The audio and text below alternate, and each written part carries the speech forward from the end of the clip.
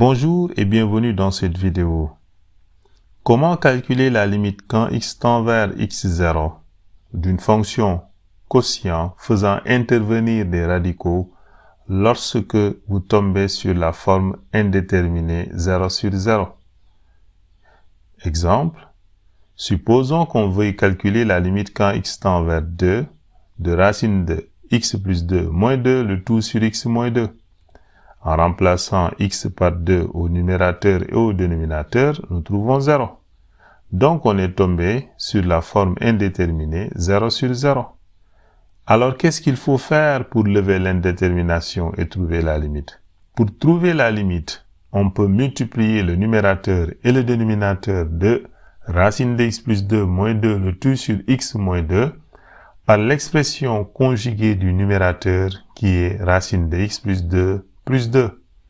Nous obtenons alors limite quand x tend vers 2 de racine de x plus 2 moins 2 le tout sur x moins 2 est égal à limite quand x tend vers 2 de racine de x plus 2 moins 2 multiplié par son expression conjuguée qui est racine de x plus 2 sur x moins 2 multiplié par racine de x plus 2 qui est l'expression conjuguée du numérateur. Parce qu'ici, c'est seulement le numérateur qui contient un radical. Au numérateur, nous avons une identité remarquable de la forme a moins b, facteur de a plus b. On sait que a moins b, facteur de a plus b, est égal à a au carré moins b au carré. Donc, ça donne limite quand x tend vers 2 de racine de x plus 2 le tout au carré moins 2 au carré sur le même dénominateur qui est x moins 2 facteur de racine de x plus 2 plus 2.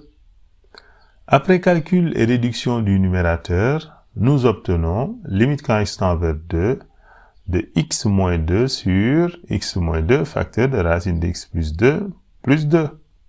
Après avoir simplifié par x moins 2, on peut alors remplacer x par 2 pour trouver la limite. Donc, la limite est égale à 1 quart. Et voilà. Faisons un deuxième exemple. Calculons la limite quand x tend vers moins 1 de x plus 1 sur 1 moins racine de x plus 2.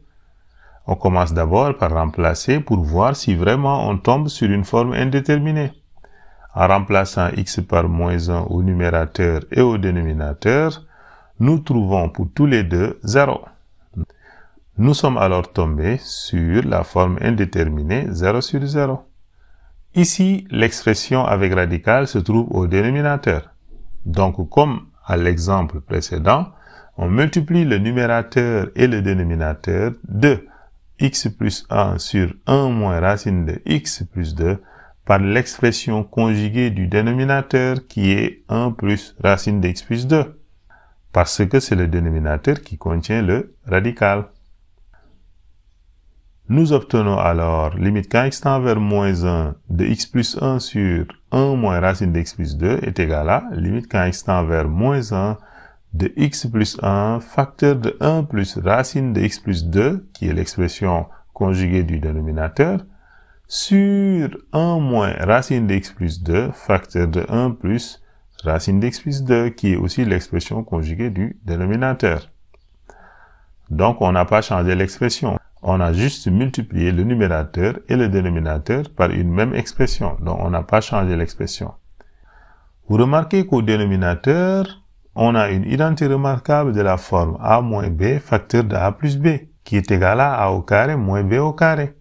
Donc, c'est égal à limite quand x tend vers moins 1 de x plus 1 facteur de 1 plus racine de x plus 2, le tout sur 1 au carré, c'est-à-dire a au carré, moins racine de x plus 2 au carré, c'est-à-dire b au carré, qui à son tour est égal à limite quand x tend vers moins 1 de x plus 1 facteur de 1 plus racine de x plus 2 sur 1 moins facteur de x plus 2, qui est aussi égal à limite quand x tend vers moins 1 de x plus 1 facteur de 1 plus racine de x plus 2, le tout sur moins 1 moins x. Après avoir factorisé le dénominateur par moins 1, on simplifie par x plus 1. Et en remplaçant x par moins 1, la limite est égale à moins 2. Faisons un dernier exemple. limite quand x tend vers 7 de racine de x plus 2 moins 3 sur racine de x moins 3 moins 2.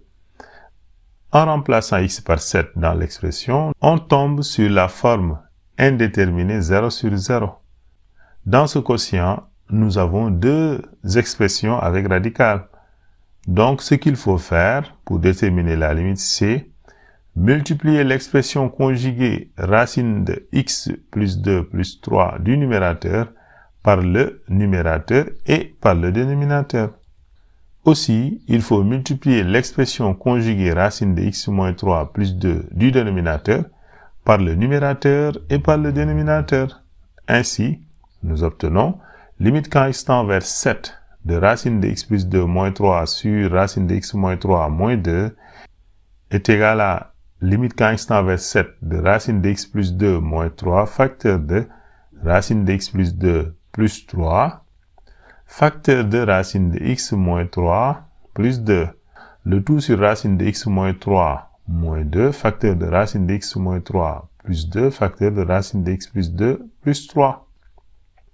Nous obtenons au numérateur racine de x plus 2 moins 3 facteur de racine de x plus 2 plus 3 qui est une identité remarquable de la forme a moins b facteur d'a plus b. Et on sait qu'il est égal à a au carré moins b au carré. De même, au dénominateur, nous avons l'identité remarquable racine de x moins 3 moins 2 facteur de racine de x moins 3 plus 2 qui est aussi égal à a moins b facteur d'a plus b, c'est-à-dire a au carré moins b au carré.